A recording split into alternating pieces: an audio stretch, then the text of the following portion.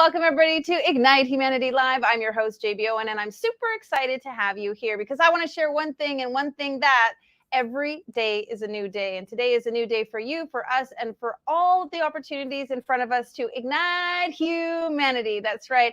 This show is all about ways that you and I and everyone we know can ignite humanity and move the needle forward in a way that allows us to empower ourselves and empower each other. That's right. Why a show about igniting humanity? Well, I got to tell you that when I say igniting humanity and I talk about igniting humanity, people lean in. They're actually very inspired by the concept that we all need to work together to ignite humanity, to help and support and empower one another to do the best things that we can so that we have a future for ourselves and for our children. So this show is all about ways that you can ignite humanity, things that you can do in your life, little tiny incremental things that you can do to move humanity forward. It doesn't have to be big and huge and grand. It just has to make an impact. And when you make an impact on someone else, you make an impact that creates a ripple effect around the globe. In fact, we have 7 powerful Ignite Humanity principles. And today we're going to be talking about number 5. It says, empower self to empower others, to empower themselves. Now think about that. When you empower yourself, you actually give the other people the ability to empower themselves. And that's a really powerful ripple effect that we can create, that we can empower ourselves, that allows others to empower themselves, that allows others to empower everyone. Can you see how that can actually happen when we work together and we come together through community and collaboration? Now, one of the ways that I love to share that people come together is through heartfelt stories. In fact, I call them ignite moments, those powerful moments that change you, that redefine you, that kind of wake you up. And those ignite moments actually bring us connected closer to one another, and they allow us to feel more connected. In fact, it doesn't matter the color of our skin, where we live, how much money we have in our pocket, our gender, anything like that. It's our heartfelt stories that make us feel more connected to each other. And we see past our differences and actually find our commonality through hearing our stories. So it's a very powerful thing. And what I believe is the more stories I can share with you, the more people I can expose to you, the more fabulous ignite moments that I can let you see how people have overcome difficulties in their life to do something that actually is in turn igniting humanity, the more you will be inspired to do the same. So let's get right into it. We are on Wednesday. So Wednesday is all about inspiration. So today I'm going to give you some fabulous inspirational tips, some amazing things that you can do to inspire you, and follow principle number 5. Inspire yourselves to inspire others so that they will inspire themselves and again create that ripple effect. Now we have a fabulous guest with us today. Amazing. Our guest is a good friend of mine. We were just talking before the show. We've known each other going on 7 years, and we met each other on a bus in Costa Rica going to an event. We actually sat beside each other. We didn't know each other. And as we were sitting there and just chatting, guess what? We started to share our heartfelt stories, why we were there, what inspired us, what made us come to that event. And as I was looking over, talking to her in the bus, the window was going by and the trees were going by and the rocks were going by. And I started to feel a little bit of car sickness. And of course I said, you know what? I think I need to stop talking. I don't feel well. And she reached in her bag and took out some food and shared it with me. And I ate. I felt better. She gave me some water. And that all happened because we started to share our true and authentic stories. I didn't sit down and pretend to be somebody. She didn't sit there and pretend to be somebody else. We didn't separate ourselves and not talk. We actually connected. And here we are 7 years later, very, very good friends. She's an incredible individual, and I'm very blessed to welcome her to the show. Ladies and gentlemen, meet Miss Judy Winslow. Come on in, girl. How are you, gorgeous? Welcome, welcome. Hello, beautiful. Thank you for having me. Yeah, remember that story? Hey, I was like, oh, I'm starting to not feel so good. It's so funny. I was like, really? What? But you know what was neat is we kind of let all the guard down when we first met each other. We were just super authentic. We were both traveling. We were in a new country. We were super enthusiastic. And what I love about first meeting you is the authenticity and the realness that you showed. You are a master brandologist, and we'll get into that. But let's just start with that importance of authenticity. Will you share a little bit about that? Oh my goodness. This is so big for me. It's actually one of the reasons that I stopped coloring my hair, because I really feel so strongly that we live in a time and in a society that wants us to be something we're not, that encourages us to like pretend. And not that there's anything wrong with that. This isn't coming from a place of judgment, but I'm so curious as I've stepped into my third phase, whatever you want to call this. I'm so curious about what's under all the things. You know, what happens when we really do embrace all of us and not just the mask or that appearance. Like, I just find it very fascinating, and it's a big part of your brand. So Yeah, it kind of does weave into all absolutely. the things. And we're going to talk about branding, of course. I'm just also love that you pointed out that around the globe, many of us in every corner of the world, we're starting to feel like, we have to be a certain way. I was just in India, and it was interesting because when I went to India, I really wanted to embrace the culture. I started wearing the clothes that were indicative of there. I was wearing the hat and the shawl, and I was trying to look very like someone who lived in India. I went to this really beautiful hotel, and there was a lot of local people there who were dressed in American style. Like, they were wearing polos and t-shirts and leather pants, and I was like, wow, that's so fascinating. I'm trying to look Indian, they're trying to look more North American. Where is the authenticity, and where is the message that is so important to us as individuals to give to each other? You, again, and I'm sorry, master at brandology, I didn't talk about that. Why don't we give people a little underline of that, and then you can answer my question so it all is relevant. Well, it really does all weave. Thank you. It really does all weave together, because part of my story is that I was the kid that didn't fit in, and it was torture, and I wanted to die, literally. I mean, and I tried, and I prayed, and it was my primary focus. And it wasn't until I had started working that I was sitting in a meeting and realized, oh my gosh, like, this is the value that I never figured that out. Because I now teach people the value of not fitting in and why it is so important to embrace who you be, because we are here, each of us, on some, we don't know what mission until we do. And how do we uncover that if we're so busy and focused on being something we're not?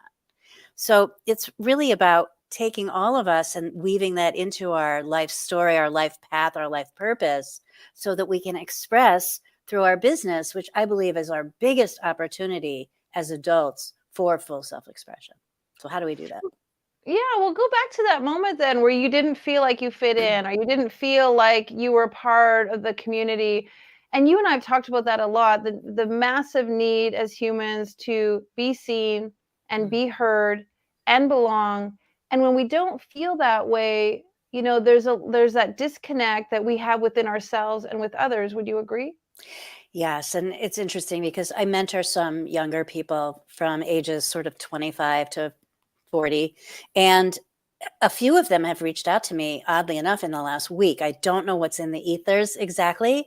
And they're all really struggling. And the conversation was, how do we lean into that discomfort so that we can come out on the other side? So much of what we're up to as humans is resisting where we're being led and not noticing the signs. Mm. And and I did it too, right? It's not uncommon. It's what we do with it that matters.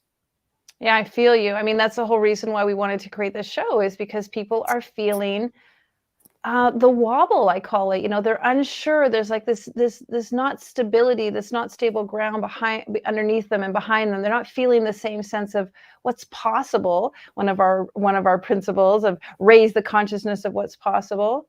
But when you're chatting with them, give us some inspiration. What do you say to them? What can you say to us? What can you say to the viewers? Well, part of it is really, I think, acknowledging that there, as you just mentioned, I think there's something going on in the collective consciousness, right? We've had this very difficult period, unprecedented, hello. And the energy in the world is very off right now. It's off. And we personalize that, especially those of us that are super sensitive and empaths. We think it's us, but it really is just out there. So how do we integrate into that energy in a way that we can magnetize it, macerate with it, move with it, so that it is of service to ourselves first, because we can't help anybody until we help ourselves. And part of that is really like the willingness to just be curious and lean into this feeling. And it's just when you can make that little shift, it doesn't have to be a big shift. It's so beautiful how we can appreciate not only ourselves, but then what is happening all around us. And then how do we imprint that sense of oneness, that sense of sort of stability, as you just mentioned, because it allows us to get more grounded. So then we can then walk through the world in a different manner because we are now more grounded. Well, you make me remind me of a story. Last summer, I was in Newfoundland, and I was sitting on the beach, and the river was coming down through the mountain and then onto the beach and into the ocean.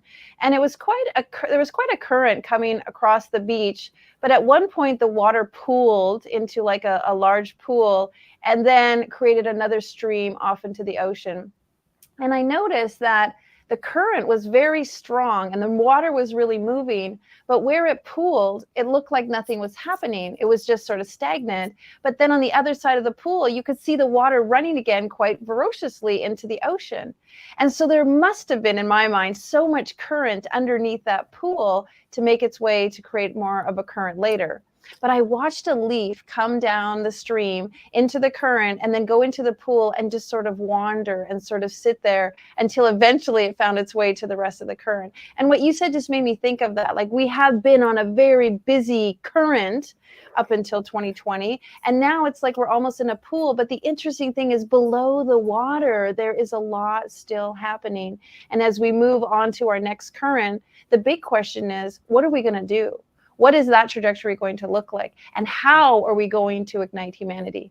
Now, I know you are doing that. You wouldn't be on the show if you weren't. Tell us a little bit about how you feel, and in your lives, you're igniting humanity, and some inspiration for some people who are listening.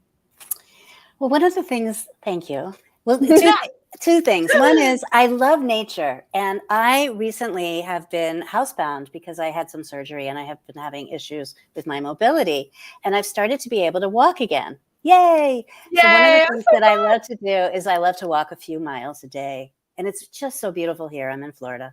And the other day I was walking, and it was just, I love to look at the sky because the sky changes. And I was sharing this with one of my little peoples, and the clouds were moving. First of all, it was, if you look over here, it was just blue, blue, blue, blue, blue, perfectly clear and wonderful. If you looked the other way, there were clouds moving through. And it's kind of like what happens in life, right? They come, they go, and we attach all this meaning instead of just saying, oh, there's the clouds, they're coming, they're going. And when we can sort of step back and do that with life, it makes it so much easier. Yeah. So the other part of that you and I were talking about before we started recording is that I'm on a bit of a mission these days, because my area of focus, if you will, is really around brand leadership. And I believe that we are living in a societal time where we're finally realizing that we've been a bit lied to, betrayed, if you will. That each of us actually has the capacity and is born a leader. But just like Sir Ken Robinson speaks to our creativity being taught out of us as young people, I believe the same thing is happening with leadership. So part of it is around, how do we reclaim who we be as leaders? Even if it's small, even if it's about what you're making for dinner, or taking your dog across the street, or, leading your classroom of kids down the road. Like, what is it, and what can you identify in your everyday life right now where you are showing up as a leader, so you can understand it, maximize it, and then magnetize more moments where that's possible. Right. And a lot of people don't feel like they're leaders. So it's really important that you brought up those points. Like, we all can be a leader, but many of us feel like, well, first of all, I don't want to lead. What if I do it wrong? And what if no one will follow me? Like, we have all of these what ifs. So you're saying that every one of us is a leader, even in the small things that we do. That's right. We don't need to have 1 million followers on TikTok. We don't need to have, like our videos being viewed, or our whatever it is that we seem to be so hyper focused on right now. isn't it really more about, I'm a mom who takes care of my kids? Hello, leader, right? It's interesting. About 15 years ago, I applied for this thing in my town that many chambers of commerce have. It's a leadership course that the chambers do. And I thought it was fascinating. I wanted to do some networking. I'm kind of an introvert, but like the bus story, if you put me in a context, I meet people and I'm very available. I'm just really shy. So I applied for this thing. And one of the questions on the form was, when did you first start to be a leader? And it really took me aback. I was like, what are they talking about? I'm not a leader. I just want to take a class. What are you talking about? And then I started reflecting and I started realizing all these moments when I was a kid that I actually did show up in a leadership role. And some of them were intentional and some of them were just because it was fun. Like, I didn't think to myself, well, I'm going to be a leader. Let me see what this feels like. It's just something that occurs. But we diminish ourselves when we don't acknowledge and we don't take the time and the moment to just reflect, and I invite everyone to do so. So when did you last show up as a leader? When did you first show up as a leader? For some people, it's snatching the bottle out of someone else's crib. Well, actually, I was thinking of it. I was in the lineup to get on the plane and, go up to the girl who scans the ticket. And I was like, good morning. And then the next person said, and she's like, good morning. And then the next person said, good morning. And we just started this little chain reaction of saying good morning and acknowledging one another. And that makes me think of even those little things just leads people into doing something differently than I could have just been on tunnel vision or I could have just not been friendly. And so you're right. I mean, it makes me think of all the times we have an opportunity actually to be a leader and have an opportunity to set the tone. And you're right. It doesn't have to be leader like you lead a company or you lead an army or you lead a government, but leader in doing what is best for you or doing what is better than doing it another way. And the next right thing. It's funny. I was walking. So as I mentioned, I walk my neighborhood a lot and I'm dog sitting. So I've been walking and I hadn't for quite a while. And it's Florida in January. So there are quite a few visitors here with visiting doggies and all the things. And our neighborhood is filled with a lot of walkers and a lot of dogs. And I find myself being like, hey, hey, hey. And what I noticed is that I was sharing this with somebody the other day because my neighborhood, through the storm, we just had that gigantic Hurricane Ian. It was so beautiful how everyone rose to the occasion and supported each other and really made sure that everyone was taken care of, myself included. And somebody was telling me that recently that, my neighborhood that would never happen in my neighborhood. And I thought, you know what, even by walking around and being this goofball who's like, hey, how's it going? Hey, nice day, huh? That we are literally generating a very particular energy in our neighborhood that all these visitors find palpable. I so agree. I was at a conference and no one was shaking hands, and I just started shaking hands. I mean, it seems crazy to think that there was a time when we all shook hands, and maybe it's kind of weird, but shaking hands and just looking someone in the eye then started everybody else. Oh yeah, I forgot we shake hands and we meet each other for the first time.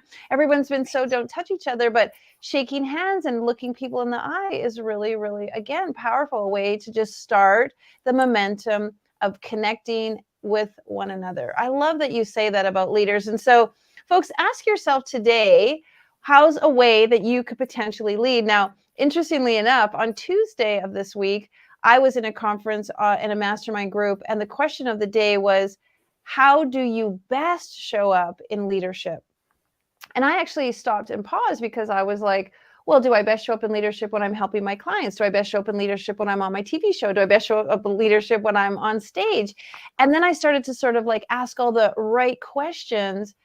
And I finally said, in your heart, instead of thinking about when you're a leader, in your heart, when do you feel like a leader? And I'd love for you to extrapolate on that because you and I are so into the feelings of success, the feelings of authenticity, the feelings of what we can do versus the showmanship of it. Oh, I love that distinction, darling.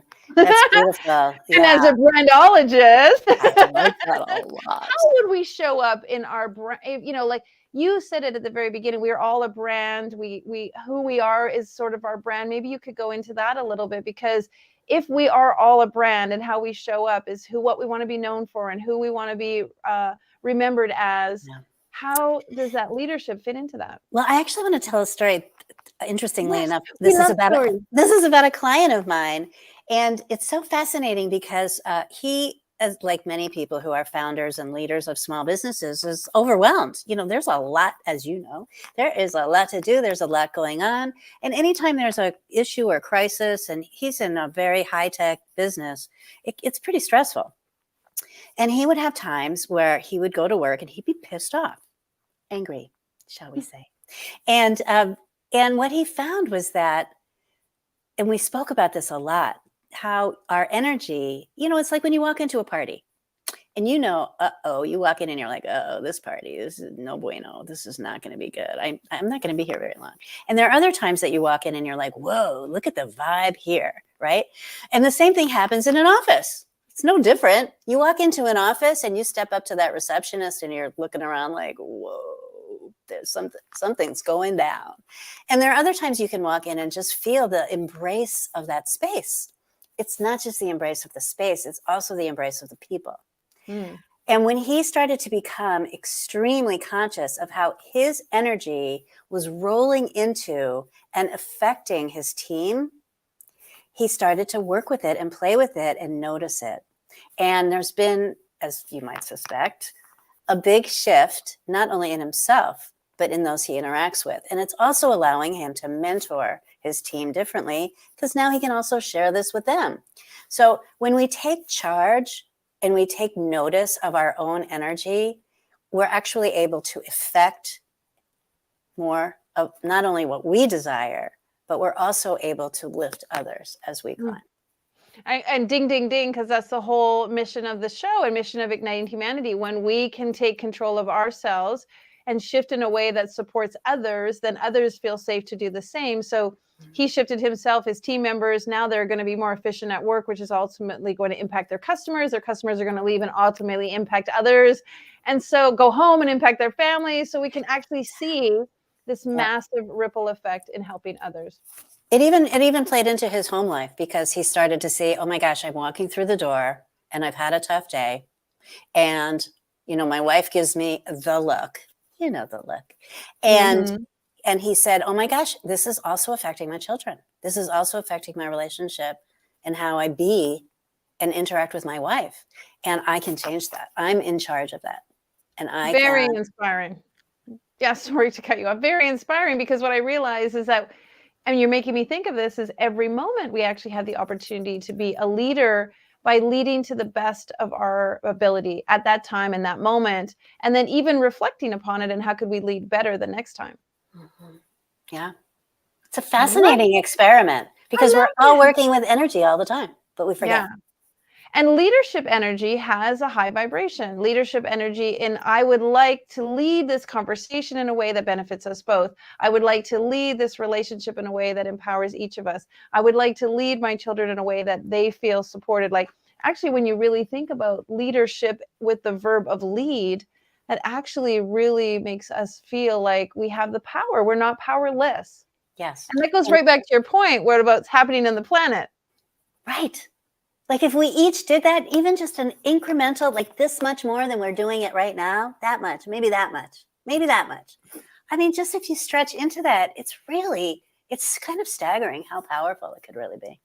Right. And it makes me think of, like, a ship leaving New York can change 1 degree and end up in Morocco versus ending up in England by 1 degree, because 1 degree incrementally over a long period of time has like a massive difference to it. And so if you're right, just this little bit could make like a huge impactful difference.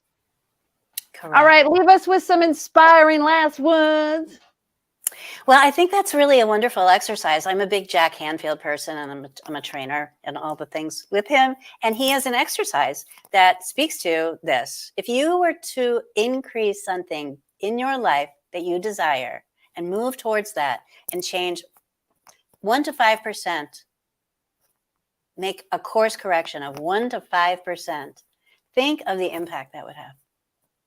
Fantastic. And we haven't really been bragging about you, but you're pretty phenomenal yourself. Tell people what they can do if they would like to know more about you and how they can find you.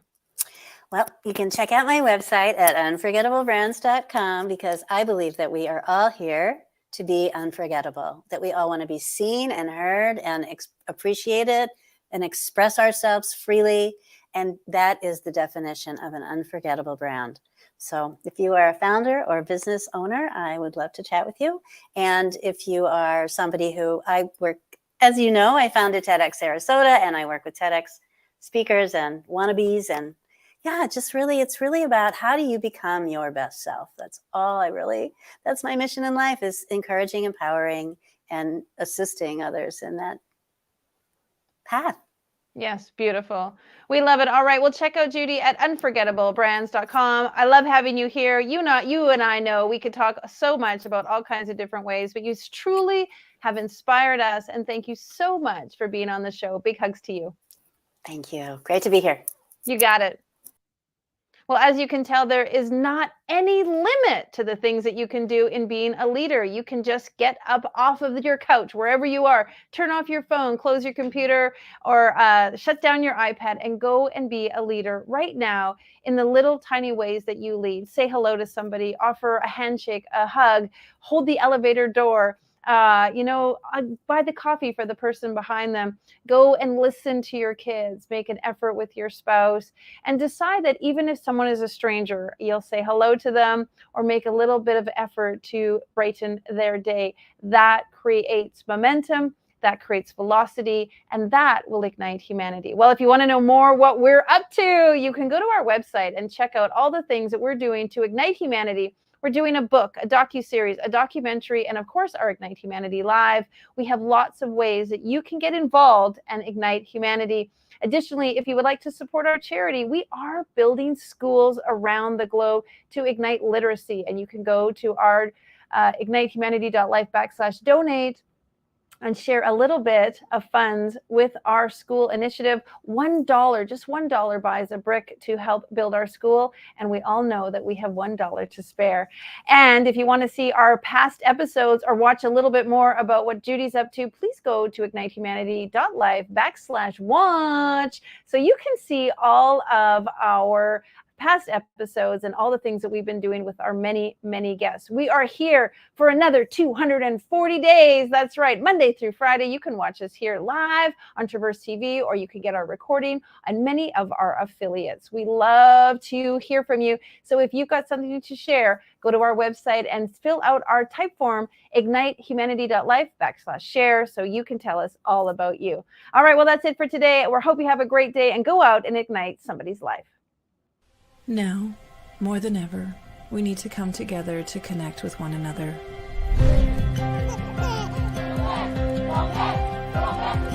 We need to feel the truth in who we are and let go of everything that's happened in the past. We need to empower every person on the planet and awaken hearts, enliven souls, come together, laugh, play, rejoice, connect, create, and love.